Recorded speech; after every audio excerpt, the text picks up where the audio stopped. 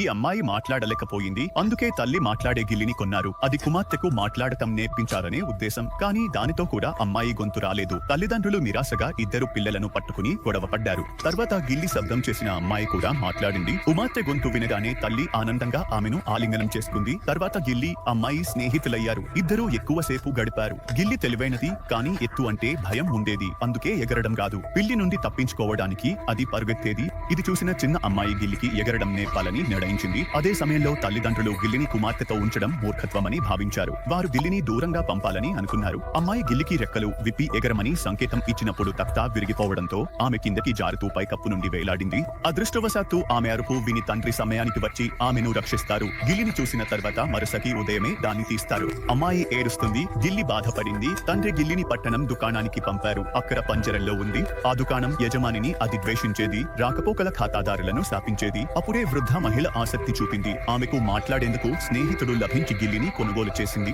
కానీ ఇంటికి వెళ్తూ గిల్లి హంగామా చేసింది. ఆవిడ దాన్ని పంజరంలో నుంచి విడుదల చేస్తుంది, కానీ అది ఎగరడం చూడకపోవడం ఆశ్చర్యం. గిల్లికి అమ్మాయి ఇంటి దారి తెలియదు. అందుకే అది వృద్ధ దాదిని సహాయం అడిగింది.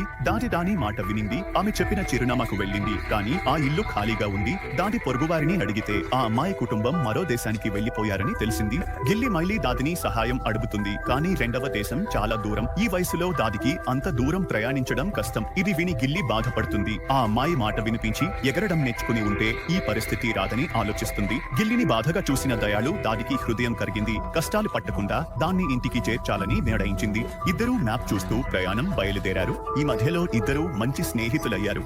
అప్పుడే అకస్మాత్తుగా దాదికి కళ్ళు బలహీనమై మసకబారిపోయాయి. ఇద్దరూ మరణం నుంచి త్రుటిలో తప్పించుకున్నారు, కానీ ఇప్పుడు దాది కారు నడపలేరు. మిగిలిన ప్రయాణాన్ని గిల్లి ఒంటరిగా సాగించాల్సి వచ్చింది. దాదికి చూపు పోయిందని తెలిసినప్పుడు ఆ అమ్మాయిని చేరుకోవాలన్న పట్టుదల వదిలి దాదికి తోడుగా ఉంటాడు. ఇద్దరు రోజుల పాటు సమయం గడిపారు. ఆ తర్వాత రోజు దాది చివరి సూర్యోదయాన్ని చూసి ఈ ప్రపంచానికి వీడ్కొలిచారు. దాంతో గిల్లికి ఆ అమ్మాయిని చేరుకోవాలన్న కోరిక కలిగింది. అతను ధైర్యంగా తన రెక్కలు ఊపి చివరికి ఎగిరిపోతాడు. అతను అనేక రోజులు రాత్రులు ఎగిరి కొండలు దాటి కొత్త పట్టణానికి చేరుకున్నాడు. భూమిపై దిగిన వెంటనే అతనికి పాట వినిపిస్తుంది. అది గిల్లి పాడుతోంది. పసుపు గిల్లి యజమానికి కొత్త గిల్లి ప్రయాణం తెలిసినప్పుడు అతను ఆశ్చర్యపోయాడు. తన స్నేహితుడిని కనుగొనడానికి గిల్లికి సహాయం చేయాలని నిర్ణయిస్తాడు. చివరికి ప్రసిద్ధ జంతు నిపుణుడు కూడా లంకీని వెతకడానికి వాగ్దానం చేస్తాడు. గిల్లికి అతను మంచి మనిషి అనిపించింది, కానీ వాస్తవానికి అతను నక్క. ఆ నిపుణుడు లంకీని కనుగొన్నాడని గిల్లికి తెలిసింది, కానీ అతను గిల్లిని తిరిగి పంపాలని అనుకోలేదు. ఎందుకంటే అతని ద్వారా డబ్బు సంపాదించవచ్చని తెలుసు. గిల్లి ప్రతిభ చూపించేందుకు నిపుణుడు ప్రెస్ కాన్ఫరెన్స్ ఏర్పాటు చేస్తాడు. కానీ గిల్లి బదులుగా కంపెనీ మోసాలను మీడియా ముందు బయట పెడతాడు.